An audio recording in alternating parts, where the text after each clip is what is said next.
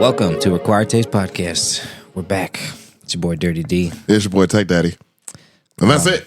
That's it. We've Brandy, Queen Bee. She's out sick. Yeah, she's out sick. I was gonna try to go dark with it and be like, she's gone. At her house. For now. Right. With the flu. With the flu. Yeah, so RIP. Fighting ghosts and raccoons. Dude, ghosts, raccoons, grasshoppers. No, crickets. She has some problems with crickets in her house. Oh, she never told you about the cricket portal she has in her house? Like, there's always random crickets inside of her home? Oh, yeah. Didn't we say it wasn't even a ghost, too? It was like a poltergeist? It probably is. Like one of the violent ones. Like, it's like she bought this house years ago and just had her house flooded once, I think. Like, it was raining on the inside.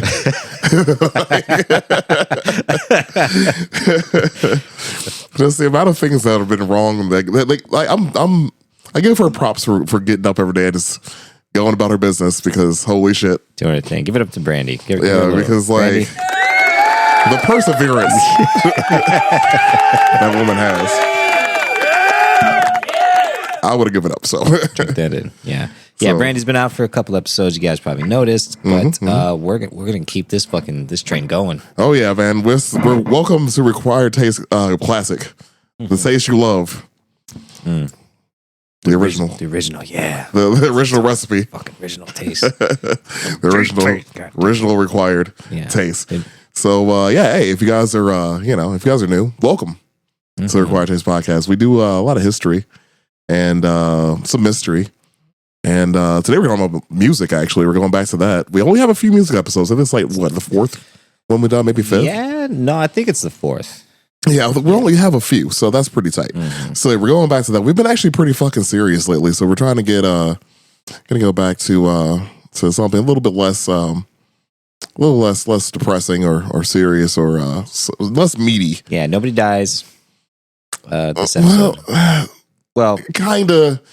I do have a story about a dead person in this, actually. Man, one day we're going to tell a story where nobody fucking dies. Well, the problem with being a history-based podcast is that we talk about people that are probably going to be dead. Like, it's cool if they die eventually. Oh, sure. You know, but like, if we don't have the description. Well, nobody killed him, at least. So okay. There's that. So that's good. It's, yeah, for the most part, we're going to take a little ride back in time. Yeah, it's gonna be a nostalgia based episode because I mean most of our listenership is usually around our age, well at least Spotify wise, because Spotify is fantastic about tracking our metrics, which is pretty cool. Pretty dope. So it looks like I was looking at now, 84% of our listeners are between the ages of 28 and 44. So you will all remember this. Oh yeah, what we're about to bring up here, and what do we have? 7.5% are between the ages of 45 and 59. Ooh, all right. So that's the majority, like between 28 and 59 is the majority of our listeners. I like those numbers. And then we have 5% that are 18 to 22, and then 2% that are 23 to 27. Which is kind of odd. I feel that like the 23 to 27 crowd does not give a shit about us. No, yeah, they're listening to No Jumper and all those fucking podcasts with what's that one, the big one that they made fun of, the podcast with Solo. Yeah, I don't remember whatever podcast that is. Yeah, for sure. Yeah, they're too busy doing that stuff. Yeah. You're probably right. Well, hey, if you're new here, welcome. Like I said, we do talk about history. We talk about some other stuff. We do have a bit of banter in the beginning, so we kind of loosen up a little bit, get the ice broken, if you will. So if you want to get to the meat of our conversation, it's usually about 15 minutes in. You can probably find it. But if not, welcome. If you are new, welcome. If you're returning, what's happening? We've missed you. Forehead kiss. We give you all forehead kisses. There it is. Right there. Also, we have we've been getting like a new followers every week, which has been pretty tight. Yeah. So we're knocking on the door of 200 followers now on just Spotify alone. Fuck yeah. Yeah, Spotify again just tracks our numbers so freaking well. Yeah, it's cool because Spotify doesn't pay not shit. Nothing. No. And even if you had a lot of fucking, listens, views, they still pay like pennies. Well, good thing we have jobs. Yeah, so they fucking better have some goddamn good analytics here. Their analytics tops here. Yeah, their payout Garbage. You know, because I remember a time, you know, like because I've been in bands for like fucking 20 years now, you know, and like back in the day, like even like when MySpace was like a real fucking big thing, you know, having plays on your MySpace was a fucking big thing. Like if you had like 1,000 plays for like a local band on your fucking MySpace, it was like, oh shit, you know. And now at like Spotify, you know, it's like those numbers don't even really matter, honestly, because nobody's making money off those, you know, and there's no record sales anymore. There's no, no, not I mean really. there is, but I mean, like, well, yeah, I mean, Vital thankfully is making a comeback. yeah, and but that's not the like nowadays when they're selling, you know, when a band is breaking out, it's all about streams. I'm all about people who fucking listen to that, you know, just like our episodes. People who get past, you know, a certain point, and listen to the whole thing, you know. Yeah, they do track those differently. Yeah, those are tracked separately. Yeah, pretty dope. Which is, yeah, like I said, it's pretty tight. But we've been seeing it though. We've been seeing the increase in listeners every week. So we thank you for joining us week to week. You're obviously telling somebody. So our names are spreading somehow. Yeah. So we appreciate that. And I recently made some upgrades, some equipment upgrades, some things. So hopefully we'll have some new stuff to be posting in the next couple, you know, weeks here. Indeed. We're going to do a mass attack on social media at some point here. So be prepared for that. We're just trying to expand again. I mean, we were talking about this earlier. We're really, really close to doubling our listenership just from last year. We've been only around for like a year and a half now. So we're real close to doubling what we did last year or this year. So that's pretty cool. So, you know, we were celebrating with you. That's pretty tight. It is pretty tight. So we thank you. So that's all. I just want to give a shout out to the listeners to start off this episode because we appreciate y'all. And I don't feel like we don't say that enough. Yeah, it's been a while. You know? I've been calling everyone fucking under rollers and plaid short wearing fucking hooligans. It's true. But please don't roll your toilet paper underneath. Look at the patent picture of it. It tells you the truth. Get rid of those plaid shorts. And that too. I'm going to keep mine though. I use them for yard work. They're like, oh yeah, I'm doing work outside, but I want to wear shorts, but like I don't want to wear my nice shorts. And I might add, not a fan of Crocs. No. Never. You know, I wore Crocs for a little bit because I was like, you know, fuck it, let's try this out. And they make my fucking feet sweat. And I'm just like, what? Like, it's kind of comfortable. I get it, but your foot's just inside of this rubber fucking thing. And then you're stepping on your own sweat at that point. Yeah, you know, and That's like, disgusting. and I'm like, I watch motherfuckers wear these with socks on to out, and I'm like, I know you're stinky, sweaty, crusty ass feet. Yeah, I wear glides with socks, but I'm also black, so it's part of our style. Yeah, the slides is that's perfect. Yeah, slides and socks. Oh yeah, that's day wear. That's maximum airflow. Or if I'm like grilling, you know, Grill Master One's right there. Helps the airflow, helps me have comfort while I'm cooking for my friends. Yeah, get a little breeze between the toes. Oh, it's not bad, dude. It's not bad at all. Indeed. So, what's our question for the day, man? Okay, so the question is, it's kind of got to do with what we're talking about today. Because back in the day, I like for our age, music videos was a huge fucking thing. Oh yeah, totally. Teenagers, you know, especially at that age when you're first trying to like figure out what music you like, you know, and so. We didn't have LimeWire right away. No, we had Napster. Yeah, you know, and even at that point, like and Kazaa, a lot of kids didn't even have a computer in your fucking house. You know what I mean? That's like first you had to have a computer, then you had to have internet connection, and then if you had all that Napster, all those components, you could do that. Otherwise, you pretty much had what MTV or whatever music shows fed you. Yeah, that's about right. You know. So I was thinking about that. What was one of your favorite music videos from back in the day? From back in the day? Yeah, just a music video. It doesn't even got to be about the song necessarily, but what music video? Because like music videos back then were fucking wild. They were. Well, there were a few eras of music, especially we're talking about like the 90s, 2000s, where like if you were R&B, you had to at least have one music video in the rain and then one in a desert. Shirtless. Sure. Oh, obviously. On your knees. Oh, wow. You're in pain for the woman. Confessing your love. Your love and Indeed. your pain. Yeah, literally Usher let it burn in the middle of the street. But he's always like like either stalking or the woman or running away from the woman in the whole video for some reason. I'm gonna put up a song. I'm gonna think about this later. We're gonna talk about this because he literally like went through an entire city chopping it up with women and then dissing them immediately afterwards and then abandoning them. Like it was. Oh Just man! on to the next one. Oh dude! Like he ruined an entire city. Like he was so toxic, he ruined an entire fucking city. Just gliding with his right, and then dancing about it. Dancing through the city. Right, just ruining women's lives. That's why I can't find a girlfriend now, man. Fucking Usher ruined all of them. Yeah, literally. Fucking at our age group, yeah. Fucking between Usher and the herpes. Yeah. That he allegedly had. You know. Anyways, so either that or we had like the era of like P. Diddy where like everything was like shot inside of a cheese grater, essentially. And shiny as fuck, dude. Yeah, the cheese grater like overshots. Yeah, you have that era. Mm-hmm. Then you have the whole like the desert thing that was going on for a while there where we were like Mad Maxing it for a while. Yeah, a lot of West Coast fucking rap was doing a lot of desert shit, dude. I a lot of desert stuff. That in the 90s, that Tupac music video. Oh yeah, where it's like it was Mad Max. Yeah, it was literally Mad Max. Thunderdome, dude. Thunderdome.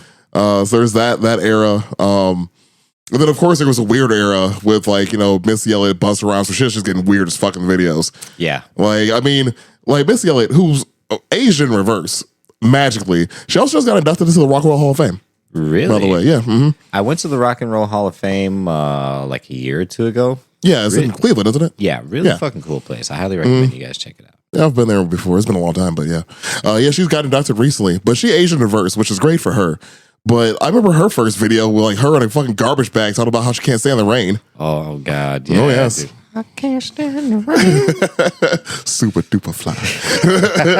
Yeah, dude, her videos at Busta Rhymes. Busta Rhymes, man. Those were outrageous. Put your hands where my eyes can see. Oh, my God, dude. Yep. And I mean, like Busta Rhymes, he just got a Lifetime Achievement Award this year, actually. Mm-hmm. Yeah, because he's still out there killing. He's still doing it. He's fucking jacked nowadays. Yeah, well, ever since when he joined up with what was it, G Unit? Or was it Dre's label? He joined up with somebody, and when he did, he got huge. Like he got buffer than fuck. Yeah. Because he cut his dreads off and then did that. Yeah. In like the same time frame. And he's tall as fuck too, man. So he's just a monster of a human being. Yeah. I got to see him though. Got to see him live this year. That was pretty tight. One of my favorite memories. Nice. But yeah, I'm gonna go with. I mean, like I feel like I talked about Busta Rhymes a lot, but like those videos were tight as fuck, man. They were dope. Like, so dope, dude. So weird. And like it had like animation, but it wasn't overdone because he would always play like some outrageous character, you know, or like oddly shaped, but it looked so fucking cool because it wasn't over CGI'd or anything like that, you know. Yeah, super cool. Like it was just that area. Like the video from Give Me Some Mo. Like it's like playing in my fucking mind right now. Yeah. And then you had but before that, I feel like we're forgetting like a really important one, Jamiroquai. Oh yeah, his music videos are wild with the floor. Yeah. Oh my god. Yeah, that's a classic, dude. We probably just unlocked a core memory for a lot of you guys right there. Yeah. Oh, dude, like I could that hat, like that furry hat lives fucking in my top hat fucking thing, dude. Yeah, lives in my mind rent free. So and that song's a banger too. Dude. Oh, he made great music. Such a fucking great music. Like he honestly had nothing but hits, in my opinion. And the video is like a straight shot of him just dance walking on this moving floor in a room for 3.5 minutes or so, you know? Yeah, because that honestly would have been probably one of my top 5 picks for music videos. Really? Yeah. All right, I'm with it. So, man, okay, so I had a few favorites, but I was like, I'm just going to name one because I kept thinking of so many cool fucking music videos. But one that was just like, oh, you're looking at it now? I'm sorry. Go ahead. Oh, God. So I think probably one of the most outrageous ones that I liked was God damn. Look it up. Yeah, I fucking see it now. Yeah, so my favorite is definitely, I had to go back to this, is Kid Rock, Ball with the Ball. Oh, wow. Music video. Because it was basically a hillbilly circus. Yeah, it was. With all of his little goons. And it was Kid Rock just being Kid Rock. Just, you know. Yeah.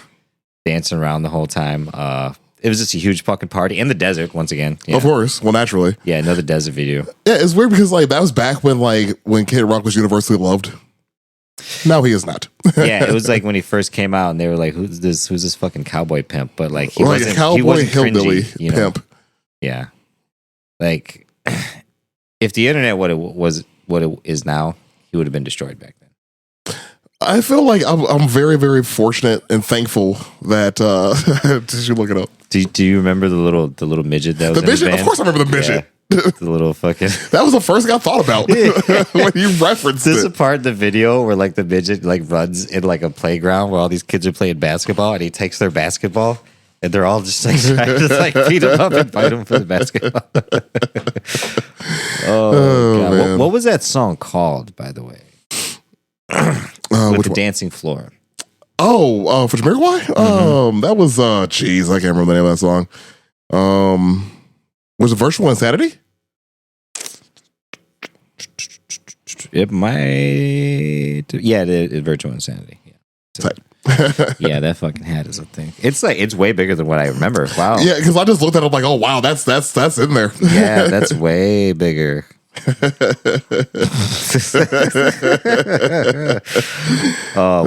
like it was smaller in my mind. Yes, that's very true. We're gonna make sure Brandy gets a picture of that. Yeah, we're gonna be. I'm gonna watch this music video Yeah. after we're done here.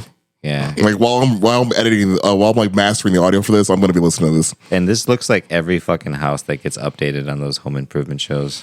Oh yeah, he was way ahead. Like, they were vastly ahead of their time. Yeah, this is like Or just the common theme of the '90s just coming back again, because that's been my experience, and it's actually funny because I saw a meme about it a while ago, but it's talking about like Gen Z and how Gen Z is the Christopher Columbus generation. Because they think that they found something new, but it's something we already did. Like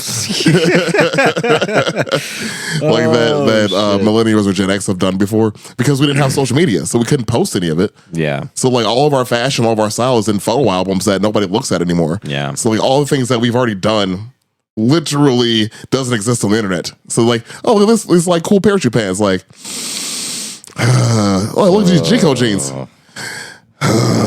God damn it, man. They're waiting for like the fat laced, fucking the fat tongue DCs to come back and shit. Yeah, like a lot of kids had to get beat up for these shoes to be cool. It's true. It's A true. lot of trauma It's true. came out of this shit.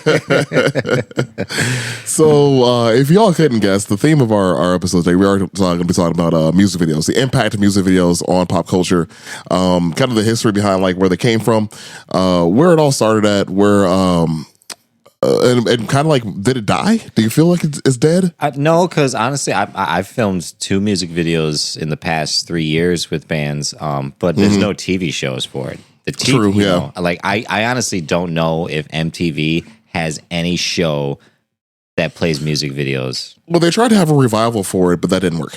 Yeah, So, but they do that like every 5 years. They try to bring back something, but nobody is fucking watching a TV show on a schedule. Everything is streamed, It's streamed. whenever you want. exactly. So why would I stream a show about watching music videos when I just watch the Yeah. video my damn self? Like, do you remember that back in the day, being like maybe like somewhere around a teenager and being like, oh shit, this is gonna come on. I need to get back home to watch this. Like, Oh, habitually. you know what I mean? Be like, oh shit, it's about to be 9 o'clock. Like, I'm gonna go fucking catch this show.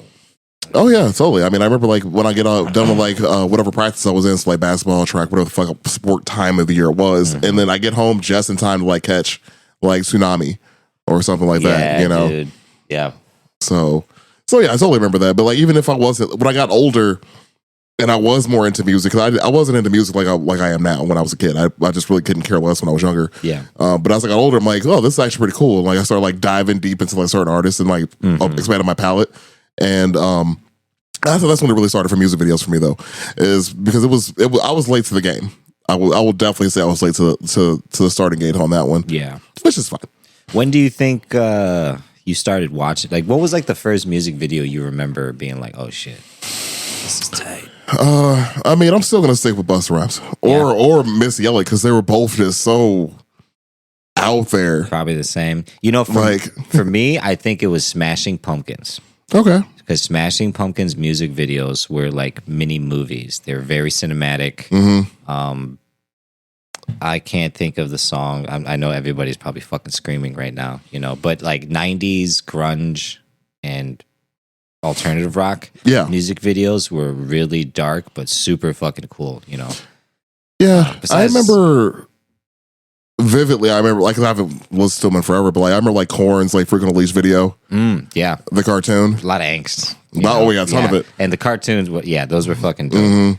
But yeah, Smashing Pumpkins probably what got me into music videos, because I would see those and I was like, oh, this is like, you know, now the music makes a little bit more sense. Sure. You know, because now they depicted this image of something that I was just like, you know. You know, Yeah, it yeah. reminds me of, like, I was thinking about this when I was before I went to bed last night, like how like all the like the punk rock, or like the punk rock, like the punk videos were like always a house party. Yeah, it was, was a house always a party, house party. or a live show outside in a parking lot somewhere. Yeah. Yeah. Every time. Yeah, like Every we could do Sum 41 did that, Blink 182. Yep, did easily. that, Simple Plan did Yep. that. Good Charlotte did that. Like, literally, you can't name it. You'd be hard pressed to name a band that didn't. Yeah, I think Yellow Card even did that. It ended up being a house party. I think Ocean Avenue eventually did it. Yeah, at the end, it was like a bunch of people around. I think they were playing like a live show with like a garage Yeah. or something like that. Yeah. But that's the cool thing, though, because back then, I think music videos were such a prominent thing, you know, because to film a music video and to get it on a slot on a TV show, which we're going to go over a bunch of TV shows that are going to unlock some fucking real core memories for you guys, because we forgot about a lot of these. But like, to be a band and to get a slot on MTV to have your music video play 3 or 4 times throughout the day was fucking massive, because there was a whole generation of kids, you know, like me and you, who were discovering music through music videos, because like I said, not everybody had all the elements to download music at that point yet. It was still fucking Walkmans for us back then, you know. Damn near, yeah. So it was like, you know, unless you were seeking out music, you know, you really only had what was fed to you. And fortunately, that was like the birth of all these like TV shows that were just like, here's like a specific genre of music videos, you know, and just hours. Well, yeah. Hours long of fucking, you know. Well, it was just like the radio at the time, because like if you think about it, we were kind of force fed certain music, and unless you branched off somehow, found out about like some artists that weren't playing on the radio or weren't playing on like the music videos. Yeah. If you somehow were able to find like an underground like artist somewhere, or like, you know, just some music that was obscure that was never on the radio. Like if you got that kind of lucky, if you had like friends that knew, or like family members that just kind of knew some shit, you were kind of stuck and relegated to that. Yeah. Because you had no other choice. That's true. Like Yeah. this is before we had obviously the era of streaming music now, which I still kind of find odd that people like still listen to the radio, like they don't use like streaming for music. Yeah, you know, That's still odd to me. I want to say probably around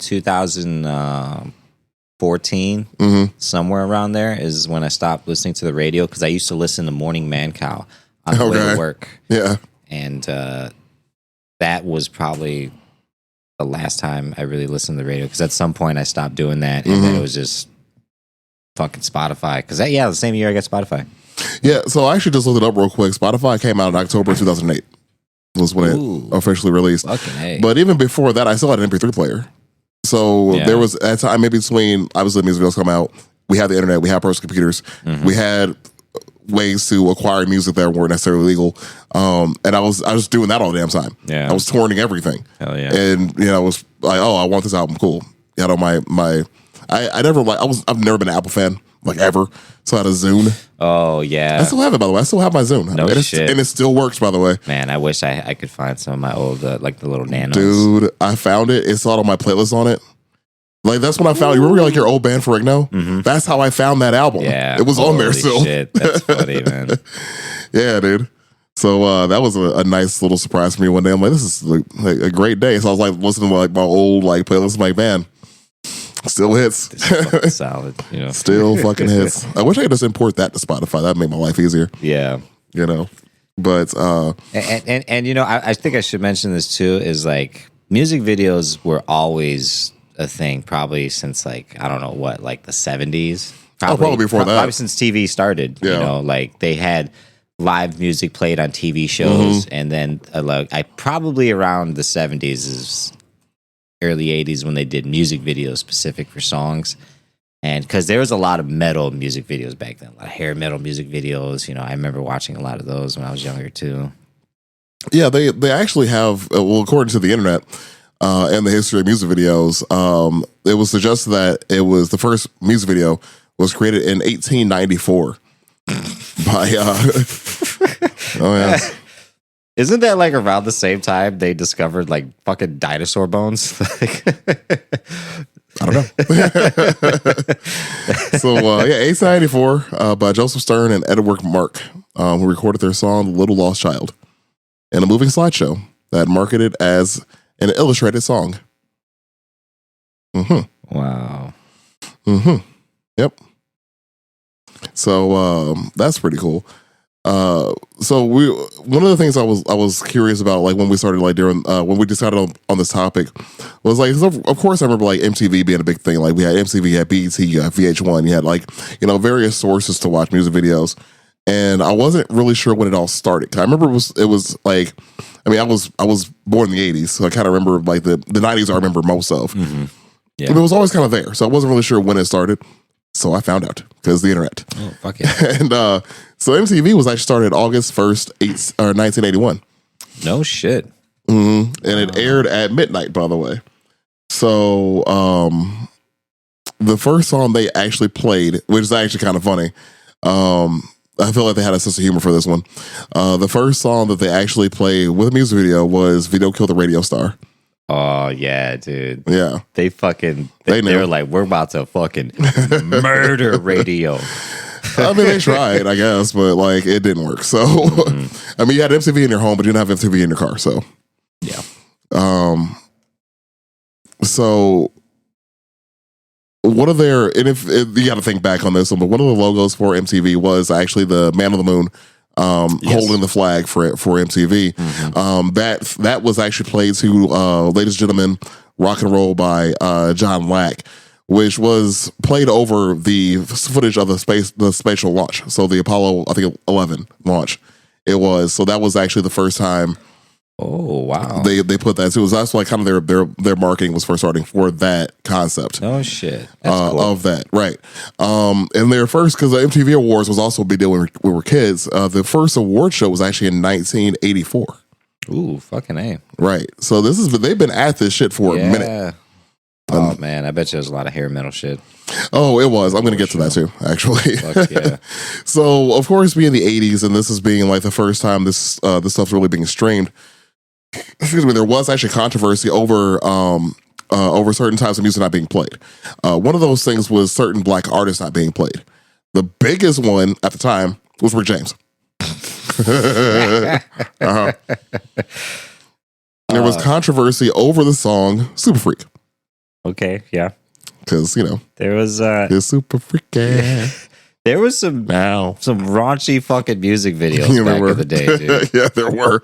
Well, there was nobody monitoring it. Like, Yeah, like late 90s, mid 90s, especially hip hop had some pretty fucking oh yeah. some raunchy videos. Well, those were the videos they showed after midnight. Yeah, Remember when they started doing that? That's right. Like the uncut after midnight. Fuck, I remember that. Oh yeah, I love the core memory for you now. Yeah, it's like Skinemax for music videos. It was. It totally was. It was wild.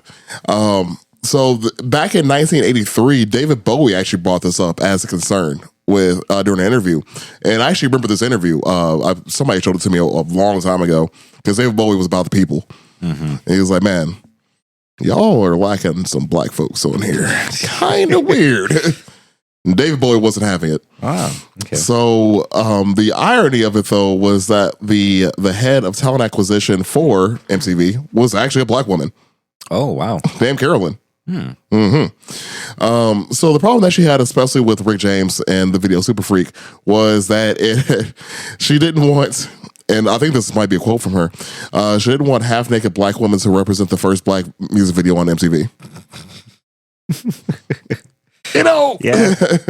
She's like, look, I hear you, right, but now I need you to right. listen to me. Tone it down just a smidgen. Just break it down a little bit. Could you imagine Rick James like trying to like plea his case over that? Rick James, bitch. Like Rick James, I just don't think we could show these women in lingerie and bikinis dancing. Like, what's wrong with this shit? Ain't nothing but titties. Yeah, I can see that being definitely a fun. I would just like want to be in the room, just sitting there, not saying shit. Just like proceed, act like I'm not here, please. Or he's like unaware. He's like doesn't remember the nudity. He's like, what nudity? Cocaine's a hell of a drug. So eventually, obviously, this whole thing was rectified. I don't know if his video ever got played, but other videos were being played at the time. So it was, the whole thing blew over. There was just a severe lack of diversity when it came to not only race, but also diversity of music itself. Because like you had mentioned, a lot of hair metal. Yeah. A lot of that. A lot of it. So it wasn't until later on that it actually broke out into like, more of the punk rock, more like the pop. Like more of the things that we would more associate with MTV, like especially when they started doing the interview shows. I mean, we had TRL being one of the biggest shows at the time. Total Request Live, when that launched in '98, actually. So, and I remember that because I was 11 when this show came out, and which is wild.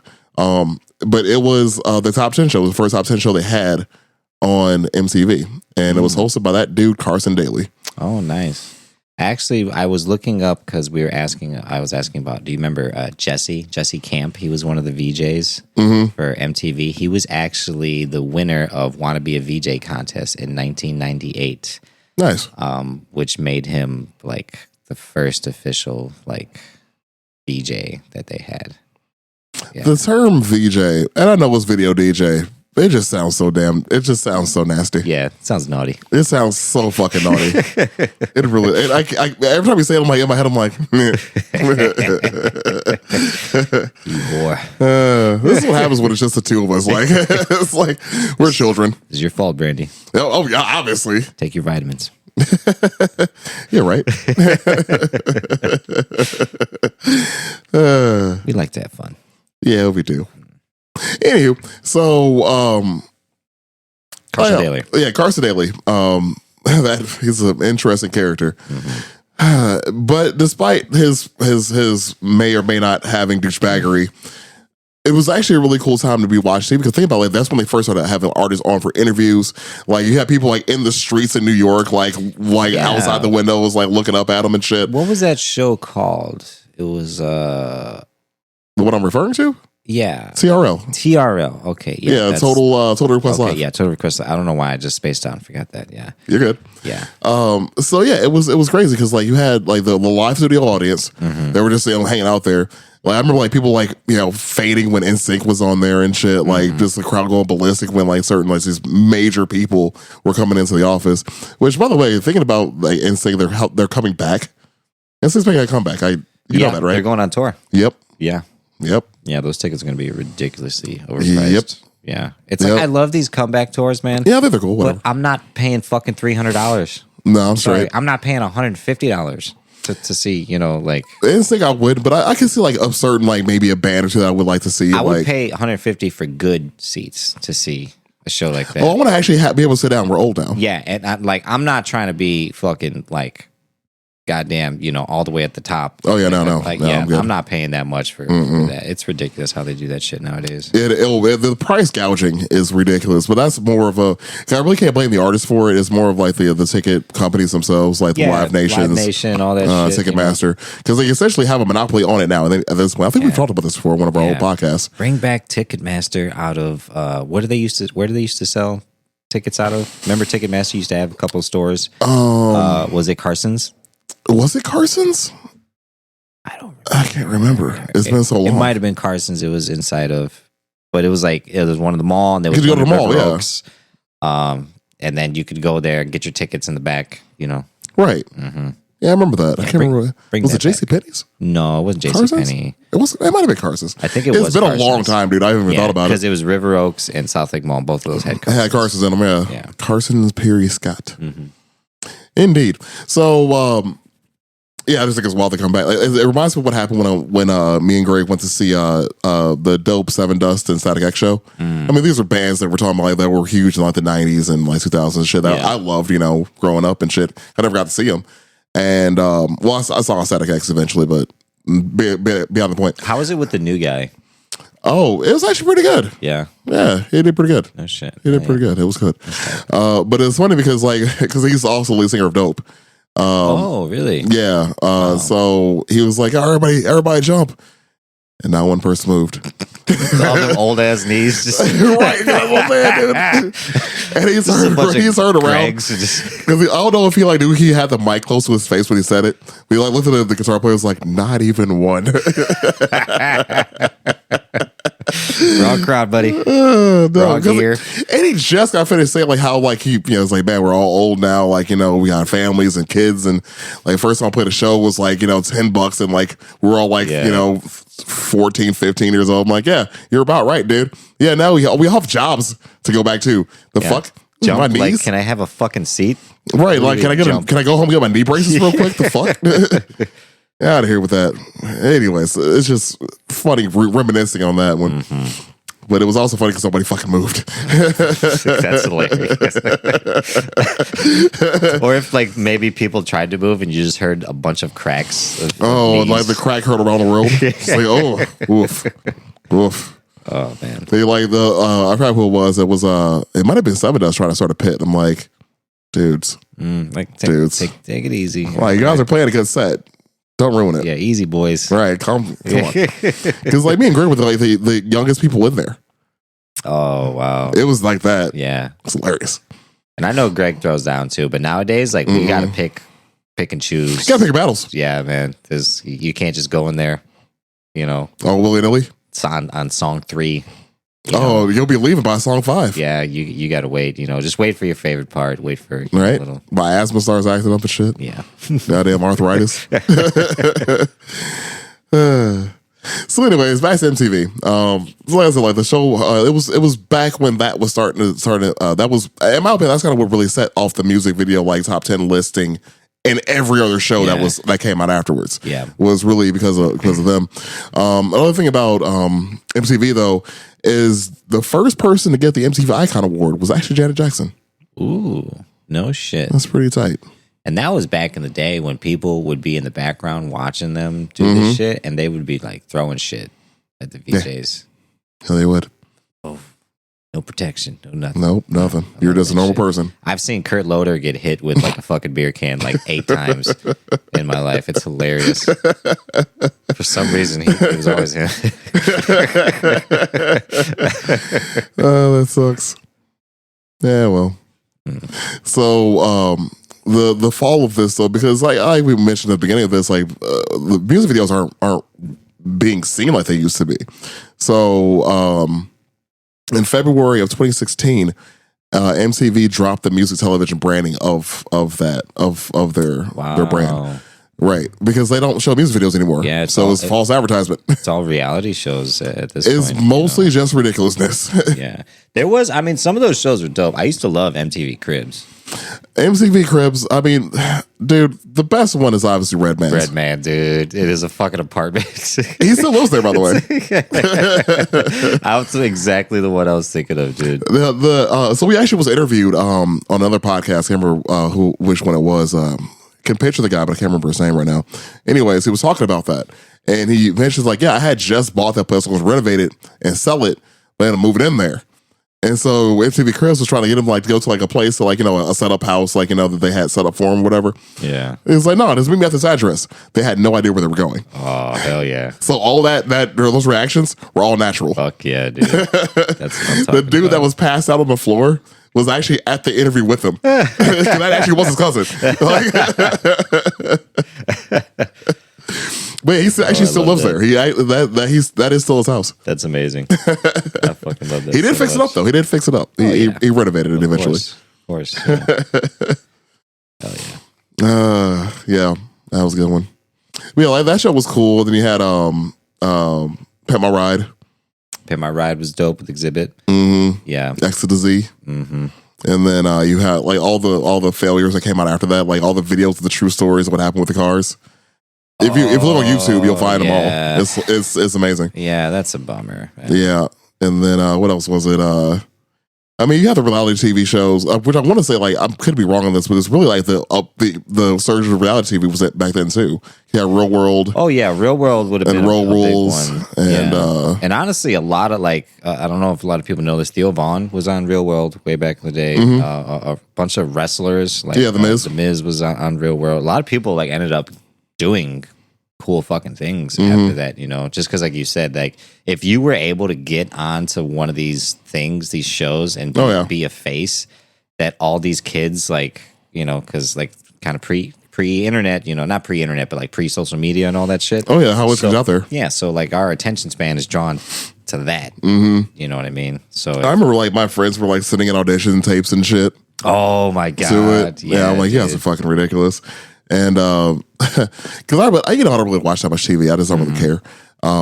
So I didn't know that the TV show Big Brother was a reality TV show. Oh wow, I had no idea. And my big brother, actually sent an audition tape in. I'm like, I think my mom told me about it. I'm like, why would he want to be a big brother to somebody else? It was a terrible big brother to me. And my mom was like, it's a reality TV show. I'm like, I don't know what you're talking about. I had no idea. Like, why don't you make this one work? Right, fuck, jackass. Horrible big brother. Oh god. Yeah, honestly, they did have a lot of shows. They had a lot of cool cartoons too that were really fucking like Daria was. Oh yeah, that was a great show. Shit. That's a pop culture phenomenon to this day. Yeah, because people still dress as her for Halloween. Oh yeah, absolutely. Lexi did, I'm pretty sure. And like, you'd have to just watch the show and be at that time, you know, just to understand like how good that show was, how they like captured like the teenage angst. I think they were trying to remake it, weren't they? Didn't it fail? Probably, yeah. I'm pretty sure it did. More than likely. Then they had Celebrity Deathmatch. Celebrity Deathmatch. That, oh my God. Me and Greg were watching that a few months ago. Me and him were out somewhere. Okay. And Celebrity Deathmatch was on. And hell yeah. We were just going down the tunnel of all the old matches, you know. It was such a good fucking show. You couldn't, I don't even know if you could do a show like that nowadays. I want to say they tried to bring that back too. I don't think it worked. Yeah, they probably did, you know, because it's just too woke nowadays. You can't do a show like that. No, it's just too much. Yeah. Oh, you could, but you couldn't do it to its full potential. Yeah, I'm pretty sure we'd get canceled. So that's fine. Anywho, so back to the music video side of things though. Like I said before, February 2016, that's essentially when that aspect of them just went by the wayside. The thing is though, is they did do music videos one more time after that in the same year. When Prince died. So when Prince passed away, they actually played his videos, I think, for the whole day. Oh, that's pretty cool. On MTV, which that is a tribute to one of the greatest of all time. Absolutely. To ever do it. I mean, in my opinion, it's always been Michael Jackson and him, like right after it. Oh, yeah. Yeah. So, I mean, that's me, you know. And those Michael Jackson, we've talked about those videos were fucking... Dude. Woo. Speaking of being dicks. All right, so we're talking about Usher being a dick to a whole city of women. Let's talk about Michael Jackson and Remember the Time. All right? Remember the time. But mind you, it's my favorite song by Michael Jackson. That's my favorite Michael Jackson song. Yeah, it's a good fucking love that right song, there, dude. However, he was shitting all over Eddie Murphy. Dude, all right, so you have Eddie Murphy, you have Magic Johnson as a guard. All right. And you got Michael Jackson appearing out of nowhere, asking your wife, the queen of all of Egypt, if she remembers the time that they done did it. He appears out of sand. Right. Does like a spin. Start dancing in front of you. Like, how do you have choreography about you banging my wife? And then to add insult, so then you have like, and then like people start dancing with them. So like you have my citizens now dancing in choreography with you about how you're banging my wife. He choreographically. That's a word. Sure. Choreographically. Had sex with Eddie Murphy's wife. And then disappear in the sand again. Like, how you gonna come into my kingdom, disrespect me to my face, then have my citizens, my subjects, dancing with you about banging my wife? Who are you? Fucking mystery sand person. What a fucking dick. And it was like new Michael Jackson. So he was light-skinned Michael. He was white Mike. So it's like, he was probably like, who the fuck was that? What was that? It's like, it was before the nose job at least, so it still, looked, fucking hell. I'd be so pissed. Be so pissed. Anyway, I gotta give some honorable mentions out too, though, like for the whole the video service thing. So we of course had VH1, which I think they kept playing music videos later. That they were playing videos after MTV stopped doing it. And VH1 had like the what was it? The pop up, the video pop up. So like they would play music videos, and then random facts would pop up. They did, yeah, yeah. For a while they did that. That was pretty cool. That was dope. You again, internet really didn't have it, so you didn't really learn about the artists until But they started back in January of '85. Oh shit! Actually, they were around for a while too. Yeah. Another honorable mention I got to make because most of my I listen to everything now, but when I was growing up, it was mostly rap and hip hop. Gotta give love to 106 & Park. 106 & Park, too. 106 & Park was my shit, man. Freestyle Fridays, bangers in that booth. Yeah, 106 & Park was cool. I found a lot of good hip hop from 106 & Park. I think actually that's probably. I'm trying to think. That might have been the first time I heard Common. Okay. Was on 106 & Park. Right on. Yeah, I think so. That's cool though. One of my favorite, even talking about like music videos and hip hop in general or music in general, Chappelle Show was huge for having live artists on there. Oh yeah, dude. Because that's when Common's B came out, and he was on there record like that. The song that's on the B album was the one from Chappelle Show. Yeah, yep. Because you hear Chappelle like introducing him. It's like, ladies and gentlemen, from Chicago. Give him Common and Kanye West. Yeah. So and dude, freaking Dave Chappelle's block party. If there was any event I wish I was at, that was it. Because he had me and Dave Chappelle have the same taste in music. That's what part of the reason why I love the show so much. Because every artist he had on there was straight up bangers. Like it was always fire. Yeah. And like he just had all of them at the block party in New York, and he had like just amazing recording artists. And I remember like because it was recorded, so you can like watch the video of it. And Erykah Badu, one of my favorite artists of all time, she was recording, and it was a windy day apparently, and her wig blew off. And she did not miss a beat. She did not miss a beat. Kept on keeping on. Kept on pushing. But 106 & Park was started actually September 11th of 2000. Oh shit! 1 year before tragedy, and they were canceled November 14th of 2014. Fucking A. So they were around for a little bit. Yeah, a good amount of time. But again, like 2014, that's when we started to see that trend tip. Yeah. Because again, we had access. Internet was way more available, and I could just go on YouTube at that point and watch whatever I want to watch. Yeah. And that's the same for me nowadays. Like if I find a new band, the thing I like to do is to go on YouTube and see if they have a music video. But that's just me, and I know there's probably a lot of people who don't do that. Oh, I do all the time. Yeah, there's probably a fair amount who do. Who like then, but that's probably the only views you're getting on a music video is probably YouTube. Like you said. So YouTube did start on February 14th of 2005. By the way. Ooh, shit. But. Like I mentioned before, we're talking about like when people. I had a computer in 05, but I mean that was still the damn near infancy of the internet. We're still on dial-up at that point. Oh yeah, you're still on net zero right there. Or I mean, well, maybe you had DSL. If you had money, you probably had DSL. Dick sucking lips. Anyways. But I just remember, of course, AJ and Free from 106 & Park. They were there from 2000 to 2005. So it was my, like, from high school. So, yeah. Like, 8th grade until I graduated high school, I had them in my life. I actually have a list of some VJs that have been on MTV over the years. All right, go for it. So this might unlock some memories for you guys.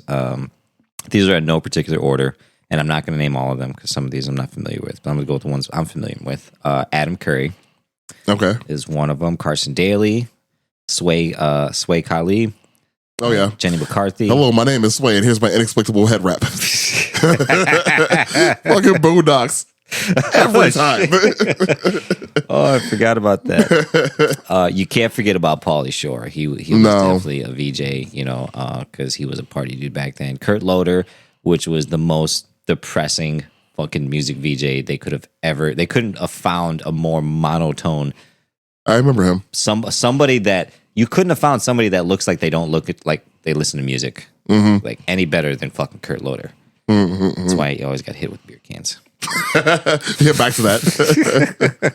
I remember watching videos of like him at Woodstock, just getting like fucking pelted, like trying to do like a live coverage. Oh yeah, yeah. He'd be like, it was up like a platform. Yeah, and he's just like, I'm done with this shit. Like, I'm getting the fuck out of here. And he did. That was before that one lit on fire, wasn't it? Yeah, that was at during or after 99? Limp Bizkit. Yeah, Limp Bizkit had literally played Break Stuff. And they started to break stuff. Like they told Limp Bizkit, like, could you chill it down? He's like, okay, cool. Right after this song. And then he played Break Stuff. Good times. Yeah, but oh yeah, it was Woodstock 99 because that's the one that was on the documentary was on, what was that, Netflix? yeah, because that's when all hell broke loose. Yeah, if you guys aren't familiar with what we're talking about, please do yourself a favor and watch Woodstock 99. Absolutely. It was a phenomenal documentary. I think you told me to watch it, and I did. I'm like, this is... Yeah, each episode is day 1, day 2, day 3. Yeah. And they do it really well. Dude, it was really well done, and holy shit. Yeah. What a fucking shit show that was. That was wild. Yeah. Good times. Well, yeah, do yourself a favor and watch that. Yeah. Go ahead. I'm sorry. I didn't mean to cut you off. Yeah. So I also got some fucking shows that I used to watch a lot because MTV birthed so many other programs that were doing strictly music video shows. So one of those programs was Fuse TV. I remember Fuse. So Fuse TV had this one show that was an off-spin called Uranium.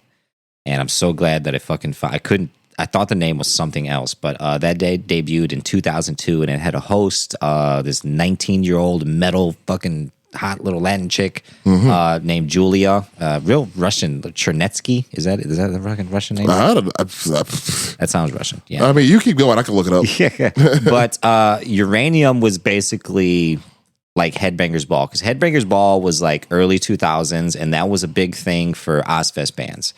So like had a lot of like bands like, Pantera. Oh yeah, I remember her. Yeah, you remember her now? Yeah. Oh dude, that explains a lot. It explains a lot. God damn it. Oh shit. She's 41 now, actually. Yeah. She's, closer to my age, but yeah, she still got it. Anyways, carry on. I'm sorry.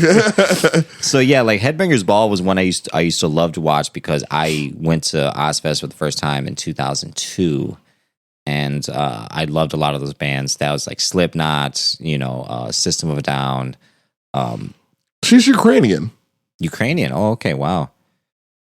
Yeah, I do remember that. Okay, yeah, I do remember that being a thing. But Uranium was amazing because it had like nothing but music videos. Headbangers Ball was a classic MTV show that had music videos, VJ thing, interviews. Uranium was like all fucking music videos. And then every now and then she would be like, oh, we're at this tour, let's talk to some of the bands, whatever, But there was like so many bands. Because back in the day, I used to take VHS tapes and I would record music videos.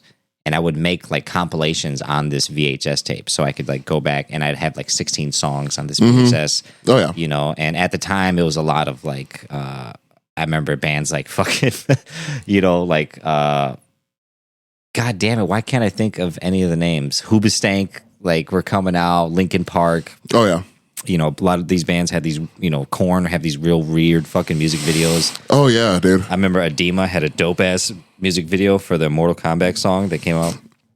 Terrible fucking song. Awful song. But the music video. Awful song. But yeah, it was a cool video. I remember that. And then a lot of bands, visually weird bands are coming out, like Mushroom Head, Slipknot. Slipknot was like making videos. Yeah, like I remember, what was it, Wait to Bleed, or, no, what was that song that destroyed a house during? Duality. Duality. Yeah, Duality. Yeah, Yeah, and then, of course, for a small amount of time, ICP actually had a little segment on these. I remember that. Yeah, and they sometimes you could catch.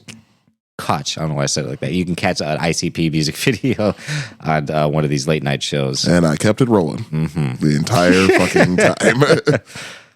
Yeah, those were some of my favorite shows. And once again, Fuse TV also had its own block of music videos that they played. They did. And that would be your more alternative, Foo Fighters, Queens of the Stone Age, shit like that, Which also, Queens of the Stone Age had dope fucking music videos. I don't know if you remember the one song that came out where they blew up. that Go With The Flow song. I don't remember what it's called. That's not the name of the song. No. I'm talking about. But all the graphics were like that Sin City style, all black, all red, Right. You know, and they were like just driving in a car, causing fucking chaos. But yeah, a lot of cool fucking bands, you know, because there's I'm just gonna throw out a few that had really weird music videos you guys might remember. One of them being Jane's Addiction. I don't know if you guys remember that in music video that was really weird of a person walking through a store and just having this weird experience. Yeah, I just remember something. Yeah, you got it. Oh no, not that. It has something to do with what we're talking about. Another one for music videos that were some of my favorite were fucking Rob Zombie. Rob Zombie had some of my favorite fucking music videos. I remember that. Well, yeah, he had a lot of them. Yeah, because in my eyes, that was like the metal version of Busta Rhymes music videos. It was like the horror version because it was the same kind of crazy, chaotic shit, but it was always like demons and fucking. I think he used the same camera angles. Yeah, that's what I mean. It's like the same fucking style. Yeah, I know what you're talking about. The way that he shot it, you know. So yeah, there's a lot of cool stuff like that on there. You know, I gotta throw an honorable mention out because we're talking about like various channels that had music videos on it. I gotta give Cartoon Network props because Cartoon Network used to have like their random like in the middle of the day, like weekends and stuff like that, that would have random music videos, like but it was like animated videos like for their cartoons, but with songs by actual artists. Like they were completely different. So remember the song by Cake the Distance? She's going the distance. Oh yeah, okay. He's going for speed. Yeah, that. There was imagine like that, but like puts a speed racer. Ooh, exactly. That's so there's a dope. lot of that like throughout the day. That's tight. Yeah. So I heard a lot of people just from that, like just randomly in between cartoons. Like so instead of being a commercial break, they would do that. I like vaguely remember that now. Yeah, it was tight. But then special shout out though to Tsunami for introduced me to Daft Punk. Because the album what was that, Discovery, back in 2000, was that 99 2000, yeah, whatever. Anyways, Interstellar 5555 was the movie for that album, and they debuted it on Tsunami, and I watched it, the whole thing. That's dope. And I'm like, dude, I love Daft Punk now, and I bought that album. Dude, it's not many bands do that anymore where they do like what's the name for that, where you do like a themed album and it's like a story. Yeah, I don't like know. all the songs are a story that like carries on. There's a name because Coheed and Cambria did it. That's like the last band I can think of where it's like there's books about it. Like there's Coheed and Cambria are the main characters. Oh, I see what you mean. You know, I forgot. Yeah, because Dance Gavin Dance technically does it too with the Death of Robot. Yeah. It has like a theme. Like the Strawberry Swisher series. Yeah. Yeah, there's not too many bands that do that anymore. You know, like one of my favorite bands does it still, but they do it a little differently. So actually, it was going to be one we'll bring it up later, anyways. But the band Jungle, they've always said, because it's two British dudes, but their band's I think a 9-piece band, and they're amazing. I've seen them 3 times now live, and they blow me away every time. They're amazing. That's tight. But they you will never know how many people are in a band unless you see them live because like they don't their music videos are this dance company from Britain, and they like do like these choreographed like dances and shit to their songs. And so it tells a story through that. I love the entire album. I love when music videos do that, when it's like almost just dancing. Yeah, it's great. And essentially what they said was like, nobody wants to look at us. Look at this. Hey, you know what? Another honorable mention. I don't know how this blew past us. Gorillaz. Oh, the fucking Gorillaz. Wow, we almost fucked that one up. They had a fucking website, I remember, that you could go to that was like, it had games you could play on it. It did. Oh, yeah, I remember that. And it had little flash games. Yeah, and back in the day, like Newgrounds.com, like those were a thing, you know, Rotten.com. Oh, also, I got to mention this, totally off topic. I found a VHS tape of Faces of Death this weekend. Yeah, that I bought. Yeah, it was on sale. Right on. I was like, the artwork was really cool. Do you even have a VHS player? No. Yeah. You gotta work on that. And I have a few VHS tapes of some old shit that I want to like, you know, I want to get samples from to use for like beats and stuff, you know. I really need you to not have your house haunted. I'm never coming over again. Yeah. But, God damn it, I forgot what I was getting into. You're talking about the Gorillaz. Oh, yeah, the Gorillaz. Yeah, but their website was the coolest thing because each character had their own bedroom. Yeah, they did. Like there was like games with puzzles or like little secret stuff you had to figure out, hidden rooms, you know. And their music videos were fucking dope because they are, again, originally it started as a band called Blur, and they are the same scenario. It was like, why fucking look at us, you know? Right. But when they play live, they still do. They have the screen, yeah. But they created this whole fucking persona that like still is alive and well to this day. Yeah, they were like one of the first bands that I remember like combining like hip hop with something that wasn't traditional rap. Yeah, it's like hip hop, house, rock, and it's everything, man. Yeah, super good. That album's still one of my top 5 to this day. Yeah, it was a phenomenal album. They still make good music. Their last one that came out was good. I want to see them live, man. If, like almost every time they play near my birthday, and each year I haven't been able to go. I've unfortunately always missed them as well, so I'm right there with you. It is quite unfortunate. Yeah, we'll get you. Yeah, we're gonna get there eventually. Because there's like it's unfortunate because like my list of people I haven't seen is starting to really dwindle.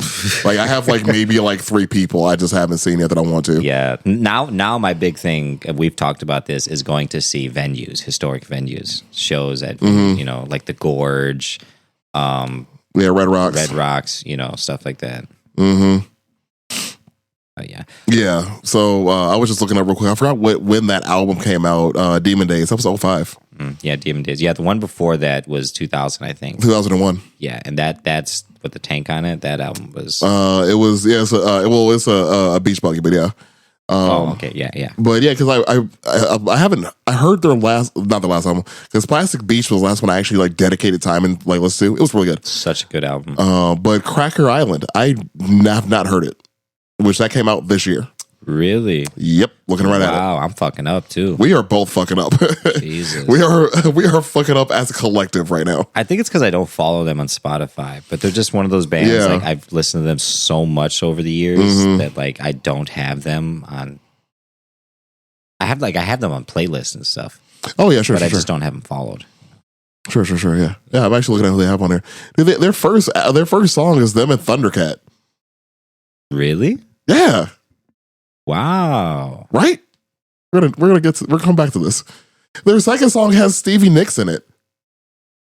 Dude, we're coming back to this. Yeah, we're gonna after we're done with record this podcast, we're gonna we gotta circle back to that. Because holy fuck, yeah, I'm so glad I remembered that, because Gorillaz is definitely huge for that time period, that era, especially for me and you, because like Gorillaz is like just this like melting pot of everything we love in one fucking band, you know, and then they made it into a visual cartoon, and I love the characters. Oh, they're great in the band, dude. Russell, the drummer, that's like my favorite fucking like animated drummer, or like a drummer that's not real. Russell's my dude. Yeah, because he's like 3 times the size of his fucking drum set. He's fucking these little drumsticks, dude.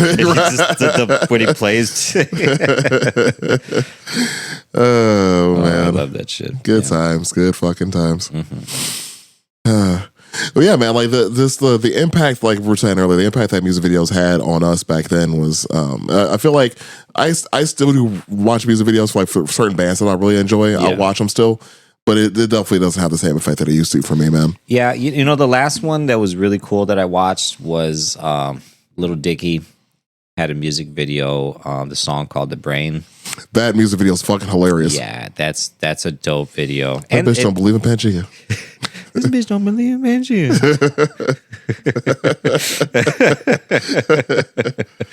Oh god! But yeah, that was the last one, and that's a long song too. It is. So it's like a 7 or 8 minute song, something like that, and that's probably why it's cool. But I think that too, because like I think videos that have a lot of production nowadays are predominantly hip hop videos nowadays, or big rap artists, pop stars, you know, like a fucking Taylor Swift, Cardi B. Oh, sure. You know, stuff like that, Little Nas X, you know, because if you ever see, these guys are all over commercials. Oh, yeah. If you ever watch like a fucking, like a vitamin water commercial for one of these, like Little Nas X, it's this like cinematic fucking journey. That's the whole thing, yeah. I mean? And their music videos are kind of like that too now. So I really think that's like the only kind of stuff that's making crazy videos, but they're still not cool. They're not stories. They're not like what they used to be, you know, at least in my eyes. Yeah, I mean, like I said, like Jungle's one of the bands I still watch their music videos. Dance Gavin Dance videos are always fucking weird. Those are dope. So I stick with those because they're at least interesting. Yeah. But I mean, other than that, like unless it comes across my plate, Like I love Tiny Desk concerts. Those, yeah, I love watching those a lot better. I'll watch those if it's an artist that I like. Intimate live sessions are I'll toss this out to you guys. If you guys love discovering new music, 2 pages that I heavily follow that I find bands consistently on almost a weekly basis. I would YouTube Lawn Chair Youth. It's a YouTube page. You will find a lot of undiscovered local bands from all over the country. Not really local, kind of mid-level, you know. Okay. Kind of like the shit I used to do, you know, like not kind of, you know, you're getting a couple thousand plays, but you're not really like anything like that. Sure. But all kinds of artists. You'll find metal, hip hop, alternative, indie, shoegaze, you fucking name it. And Audio Tree, of course. Yeah. Audio Tree is a big one, yeah. And then Tiny Desk Music. Everybody knows Tiny Desk Music. Tiny Desk, yeah, it's great. So many good performances on there. But Lawn Chair Youth, I would highly recommend you guys check out. Yeah, so segueing into like how I wanted to end this one, like, so we're gonna talk about obviously we haven't talked a music episode in a while. It's also about to be the end of the year, man. We're like halfway through November already. It's fucking weird. So speaking of Tiny Desk, actually, one of my albums of the year, she was actually on there recently, and she's from Chicago, so bonus points to that. Fucking A. But No Name. She's a hip hop artist from Chicago. Okay. She blew the fuck up. So I heard her new album called Sundial. It's phenomenal. She's also on Tiny Desk. It was fantastic performance from her. And the band she's with, that bass player was fucking sliding, man. If you guys get a chance to watch this, that bass player was almost star that whole set. Like her flow was phenomenal. It's very poetic, very, very smooth. But that bass player was fucking killing it. Yeah. Like for real. Like it was wild. Yeah, you would never think like watching a good bass player how fucking like entertaining that is. Oh, dude, we just saw Thundercat, and we're just like, that dude was just he fucking just he like sank me deeper into autism watching him play. That makes sense. That makes a lot of fucking sense. That makes a lot of sense. But yeah, like she recently, I mean, I don't know when it happened, but she exploded. Like when I first started listening to her, she like maybe had like 10, 20,000 listeners or whatever. I think she's like close to like the millions now. Oh man, I love that. I love new artists that are so good that it literally depletes my social skills and makes me more of an introvert. Like the music is that good. Yeah. Oh yeah. Yeah, she's at 963,000 monthly listeners right now. Hell yeah, that's dope. So that's good for her though. Like her talent deserves that for sure. Because her first album, Telephone, was when I first heard of her, which has only been 7 years now, and just exploded. But she, like I said, her talent, she deserves it for sure. But she's still hip hop. Like that's still for sure. She didn't sell out to nobody.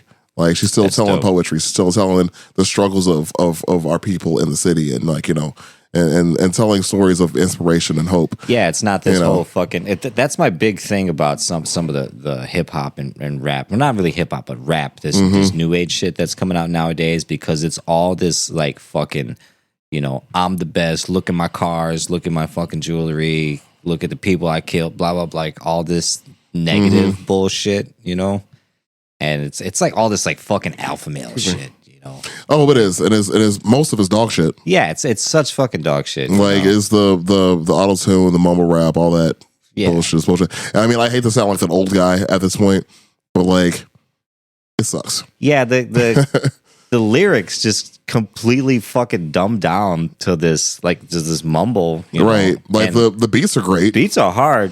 Cool. That's about it. Love it. Producers, yeah, y'all doing your thing still, but yeah, you know, but like you said, to have somebody writing true, heartfelt words about something they lived is like, that's, you know, like, I don't want to say easy to digest, but it's like, it gives you something to think about, you know? Oh, definitely. Try to understand.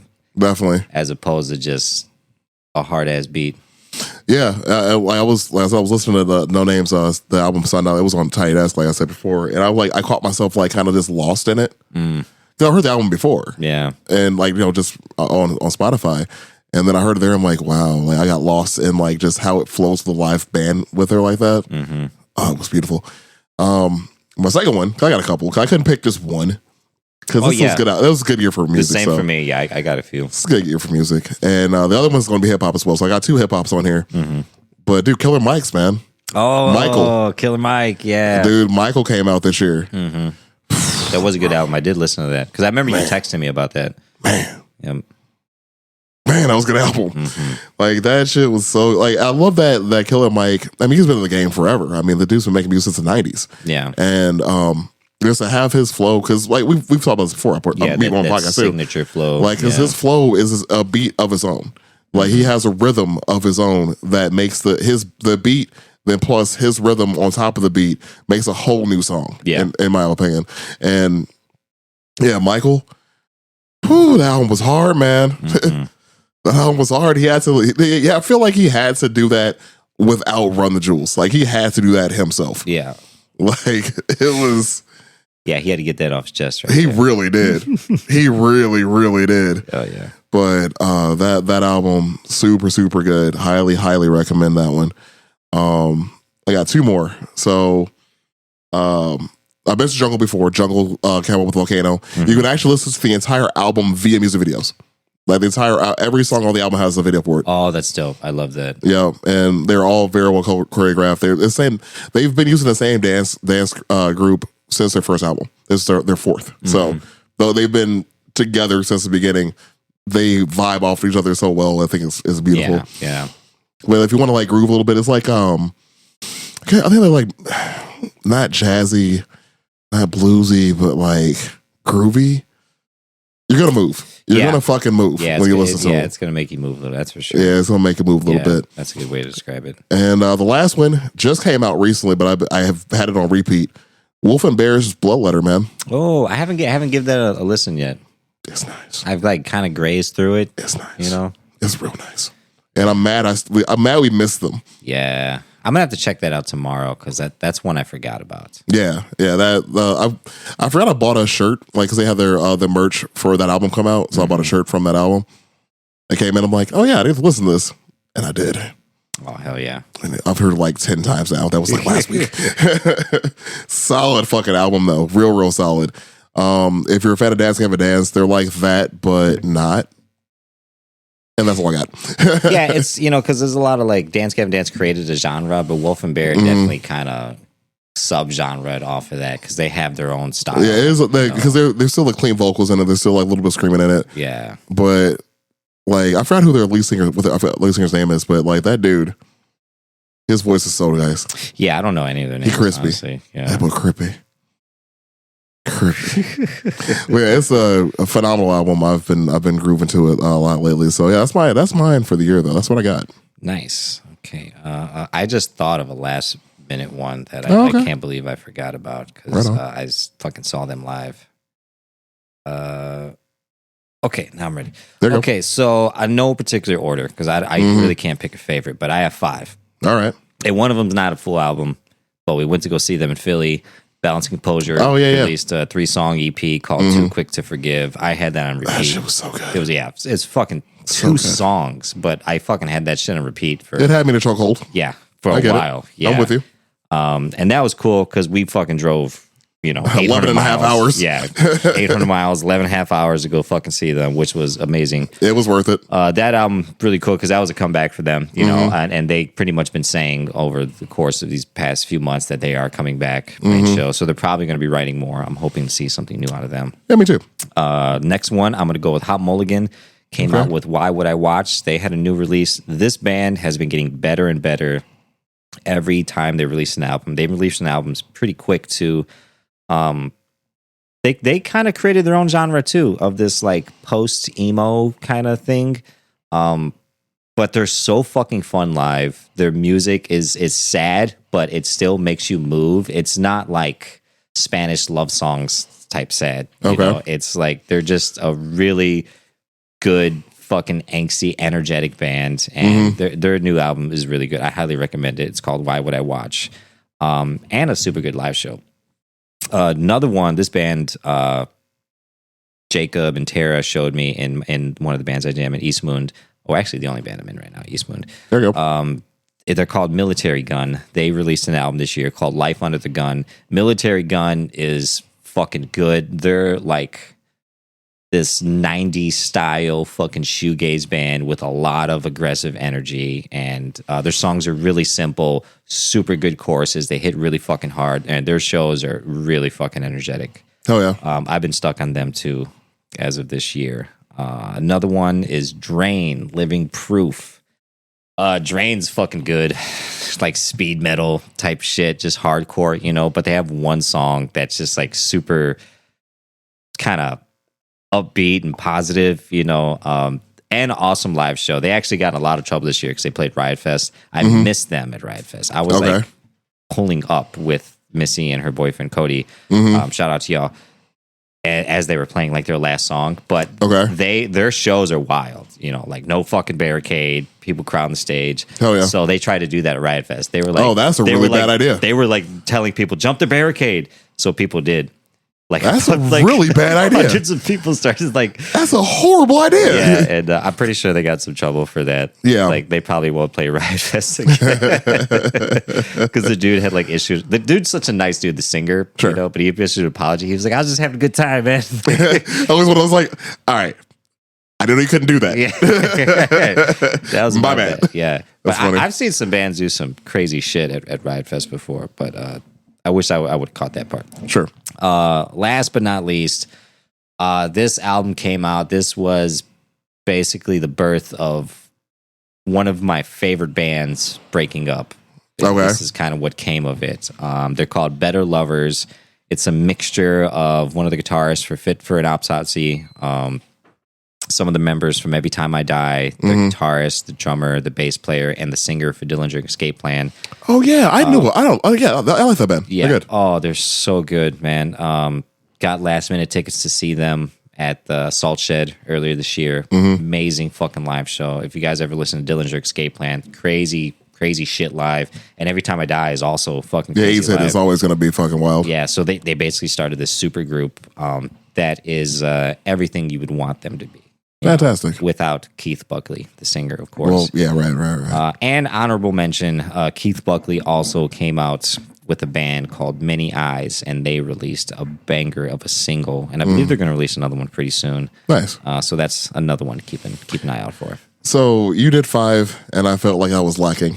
So I remember the 5th one because you actually you reminded me of another band we were talking. Hell yeah! And it's funny because I forgot that album came out this year because it was early. It must have been like way earlier this year. No, it was in August. Fuck, I'm just an idiot. Oh, wow. Anyways, Movements.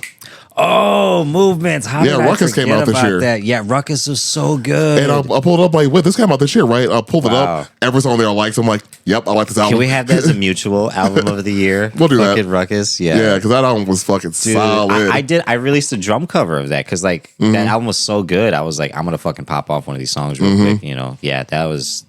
Yeah, that's a front to back good album. Oh yeah, too. I actually want to buy it on vinyl. I think that'd be a good one. Oh, nice, hell yeah. Yeah, own on vinyl. I like owning. I don't own very many vinyls, but like all the ones that I do are like you drop the needle on it, just let it ride. Roll. Yeah, this will be one of those. Oh yeah, man. This will definitely be one of those.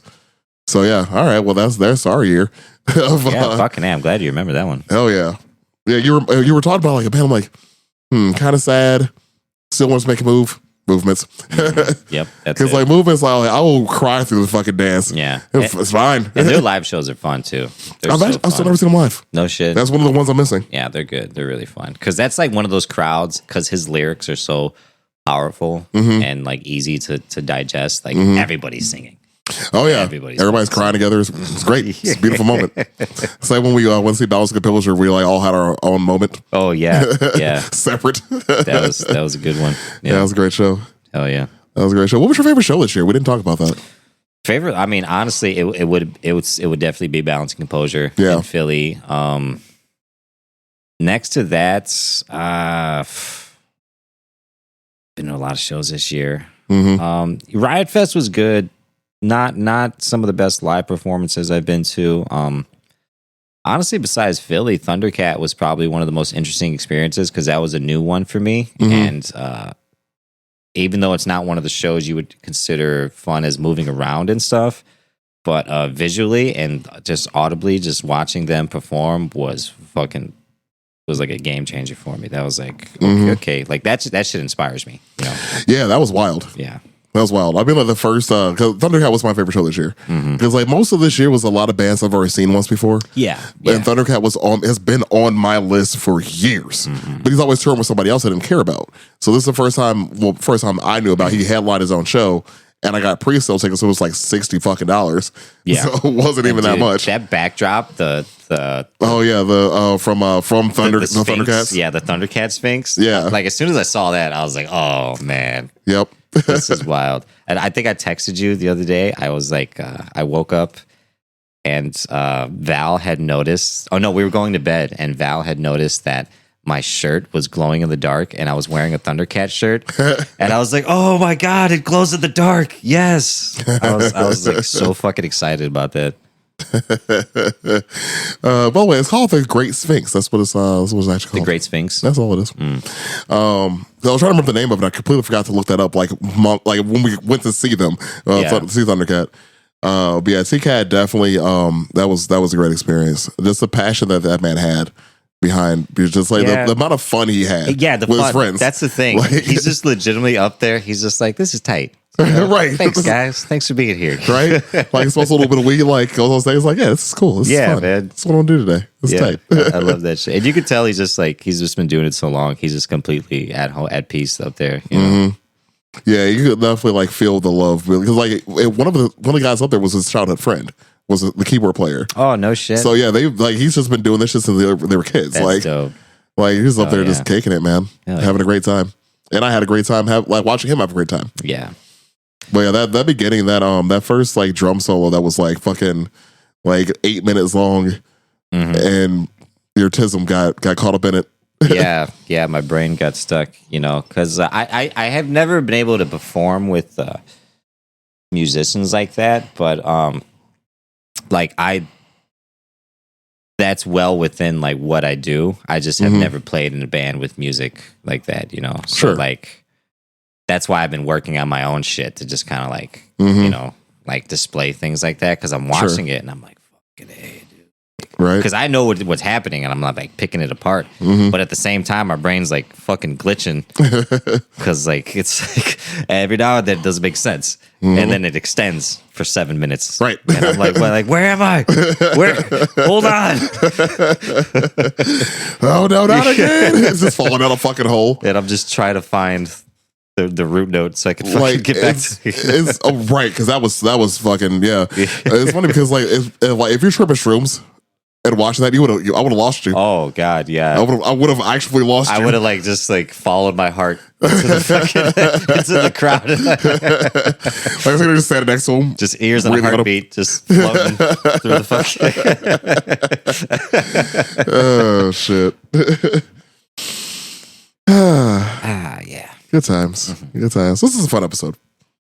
Yeah, the music ones have been some of our most popular ones we have done in a while. Yeah, I've done it in a while. We were without Brandy, and we were like, what could we do that isn't going to get us in trouble, but still fun? Yeah. And we were like, fuck it, let's do music, because that's what we both love. Indeed, it's true. That's the one thing that we both have deeply in common. So, as per usual, thanks for joining us this week. If you don't already follow us, please give us a follow. We're close. We're really close to getting 200 followers on Spotify alone. I'm not sure how we're trending everywhere else, because not everybody else gives all the details. But I know on Spotify for sure we're very, very close to 200. Get us 200 people. That'd be fucking awesome. Yeah, that'd be dope. So other than that, give us a share with your friends. Follow us on social media to keep up with our new news.